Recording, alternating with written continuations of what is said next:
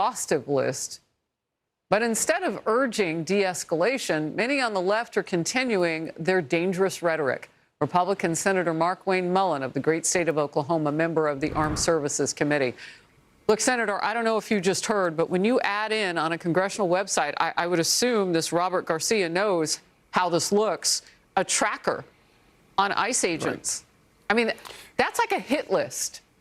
Yeah, and Harris, Garcia doesn't have the ability to track these ICE agents, but what he's saying is reckless rhetoric, which is continuously coming from the left. I mean, they're calling for violence. They're not even hiding it. And all they do is they make the case for President Trump to send the National Guard in. Remember, National Guard has the ability to protect the assets of the federal government. They're not on the streets arresting people, but they can protect the federal assets. Humans are federal assets. These ICE agents are federal assets to the United States. They are hunting federal fugitives, which are illegals. They're not state fugitives, they're federal fugitives. They have the right to go out there and arrest. At the same time, the property, the vehicles, the property, and the personnel, National Guard has the right to protect, and they're following right into why President Trump is deploying National Guard. And it's absurd what they're trying to do here. Yeah. You know what? I do want to put a fine point on it. So Congressman Robert Garcia is lying when he says he can track people who work with ICE. Well, I guess that's absolutely true. That's when a lie is a blessing. But what you're saying is he's willing to put that false information out there and make people afraid or potentially incite them to do something dangerous to someone else. I mean, it's disgusting. It is. Now, what he could do is he could put ICE facilities on his website, which isn't overly known. A lot of times they don't have they don't have DHS or ICE facility on the outside of it. There's a lot of FBI headquarters, Secret Service. So is it okay if he does that? No, it's absolutely not. It becomes a national security, and we would have to do. I would suggest, I'm in the Senate, but I would suggest the House to hold him accountable if he were to ever do anything like that, and especially if harm were to come to any infrastructure or personnel that works in the facility that he would expose. Wow. All right, we'll move to this. A chaotic and potentially dangerous scene right here in New York City when protesters decided to clash with ICE agents during an operation targeting the sale of counterfeit goods and other crimes. Democrats quickly tore into ICE at a hasty planned pop-up news conference. This wasn't about public safety. This was about targeting communities.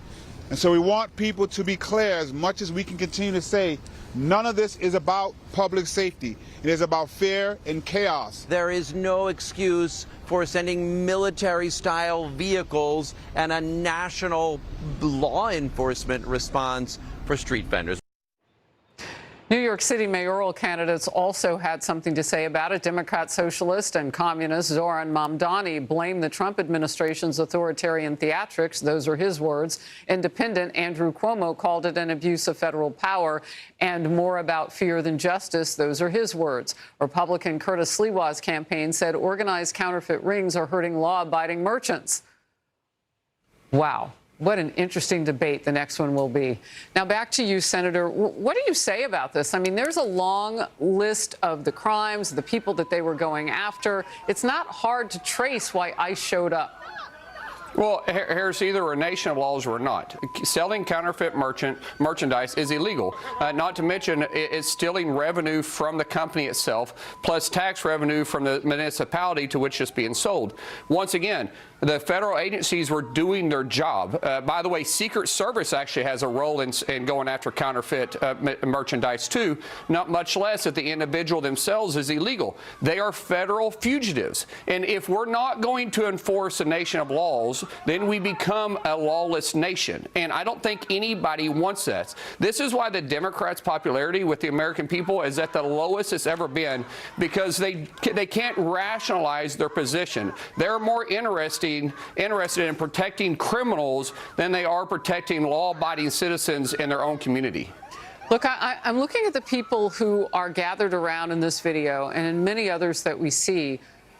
You know, they're willing to get physical with these agents. And you want to know why it looks like they sat down with so many people. Tom Homan has told me, and from DHS, their representatives have told me that they have to have larger numbers now because of the physicality that's pressed upon them. Your last quick word.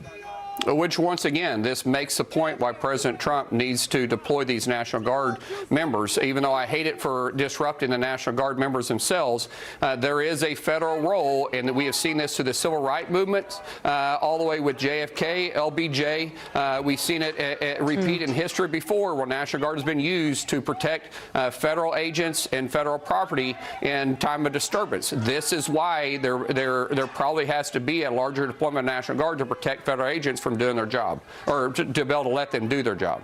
Senator Mullin, thank you for being in focus. Thank you, Harris.